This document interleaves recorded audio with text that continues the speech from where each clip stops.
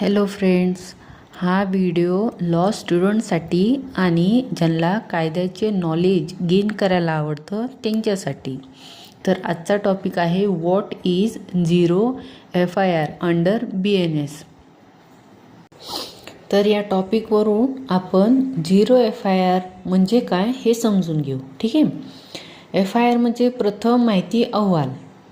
म्हणजे तुमच्याबरोबर जेव्हा क्राईम घडतो तेव्हा आधी काय करायचं असतं, तर FIR दर्ज करायची असते. ठीक आहे. आणि झिरो FIR ही संकल्पना स्पेशली इंडियाच्या CRPCमध्ये संदर्भात आहे. ठीक आहे. ह्याचा हेतू काय आहे? झिरो FIRचा हेतू असा आहे की तक्रार त्वरित नोंदवण्याची परवानगी देणं.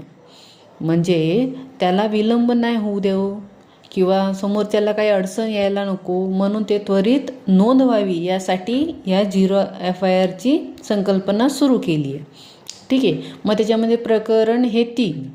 ते कसे? पहिलं प्रकरण काय सांगतं की त्या भागात असो वा नसो कोणत्याही पोलीस ठाण्यात FIR दाखल केला जातो. ठीक आहे.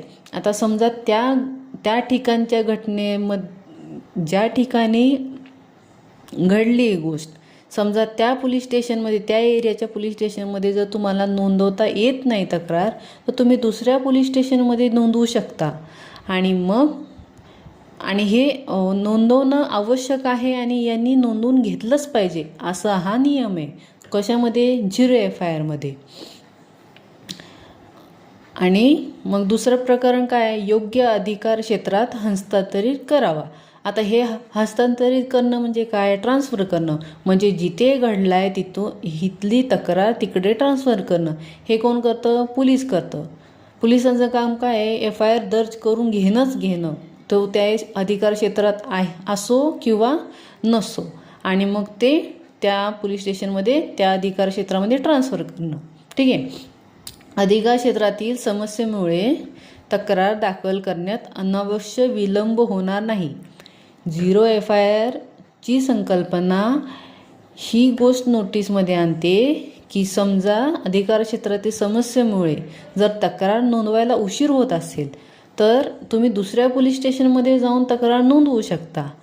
ह्याचा हा हेतू आहे की तुम्हाला उशीर होऊ नये, विलंब लागू नये, तुमच्या कुठलेही विटनेस किंवा काही असेल ते नष्ट पुरावे होऊ नये.